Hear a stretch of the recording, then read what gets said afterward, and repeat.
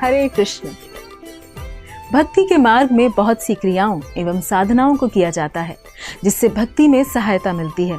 भक्ति का अर्थ है भगवान श्री कृष्ण को प्राप्त करने का मार्ग, और इस मार्ग में जो भी सहायक हो उसे स्वीकार करना चाहिए। मूल सिद्धांत यह है कि भक्ति में जितनी भी चीजें अनुकूल हों उन्हें अपनाना चाहिए और जो प्रतिकूल हों उन्हें त्याग देना चाहिए। और भक्ति में अनुकूल चीजों में से एक अत्यंत महत्वपूर्ण चीज है व्रतों या उपवासों को करना, और वह भी विशेष अवसरों पर जैसे रामनवमी, जन्माष्टमी, गौर पूर्णिमा व एकादशी इत्यादि। वैदिक गणना के अनुसार प्रत्येक माह में 2 पक्ष होते हैं, कृष्ण पक्ष एवं शुक्ल पक्ष, तथा प्रत्येक पक्ष में एक एकादशी आती है, अर्थात माह में 2 एकादशी। इन्हीं में वैशाख मास के कृष्ण पक्ष की एकादशी है वरुठनी एकादशी, जो आमतौर पर चैत्र या वैशाख के महीने के दौरान पड़ती है। यह सबसे शुभ तथा कल्याणकारी एकादशी है। इस व्रत को रखने वाले व्यक्ति के सभी पाप नष्ट हो जाते हैं।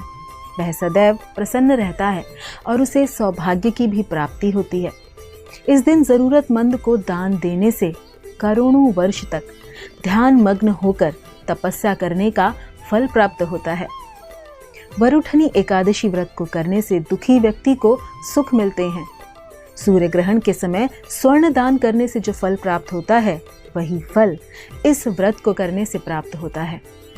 शास्त्रों में कहा गया है कि इस व्रत को करने से व्यक्ति को हाथी के दान और भूमि के दान करने से अधिक शुभ फलों की प्राप्ति होती है। सभी दानों में सबसे उत्तम तिलों का दान कहा गया है। तिल दान से श्रेष्ठ स्वर्ण दान कहा गया है, और स्वर्ण दान से भी अधिक महत्व है अन्न दान का। और इन सब से अधिक शुभ इस एकादशी के व्रत का महात्म्य है। भगवान श्री कृष्ण ने स्वयं कहा है कि जो भक्त श्री विष्णु में मन को लगाकर श्रद्धा पूर्वक इस एकादशी का व्रत रखता है उसे 10,000 वर्ष तक तपस्या करने का पुण्य फल प्राप्त होता है।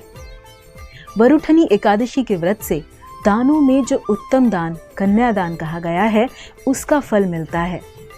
माधव यह भी कहते हैं कि पृथ्वी पर मनुष्य के कर्मों का लेखा जोखा रखने वाले चित्रगुप्त जी भी इस एकादशी के व्रत के पुण्य को लिखने में असमर्थ हैं। पापी से पापी व्यक्ति भी इस व्रत का पालन करे तो उसके पाप विचार ही धीरे धीरे लोप हो जाते हैं तथा वह स्वर्ग का अधिकारी बन जाता है। पृथ्वी के राजा मानधाता ने वह 7 कृष्ण पक्ष में एकादशी का व्रत रखा था, जिसके फलस्वरूप मृत्यु पश्चात उन्हें मोक्ष की प्राप्ति हुई थी। त्रेता युग में जन्मे श्री राम के पूर्वज इक्ष्वाकु वंश के राजा धुंधुमार को भगवान शिव ने एक बार श्राप दे दिया था। धुंधुमार ने तब इस एकादशी का व्रत रखा, जिससे वह श्राप से मुक्त होकर उत्तम लोक को प्राप्त हुआ। इस व्रत के महात्म्य को लिखना बताना संभव नहीं। भगवान श्री कृष्ण ने स्वयं कहा है कि जो वरुठनी एकादशी के महात्म्य को पढ़ता है या सुनता है उसे 1000 गायें दान करने का फल प्राप्त होता है और इस जीवन के पश्चात वैकुंठ लोक को प्राप्त होता है।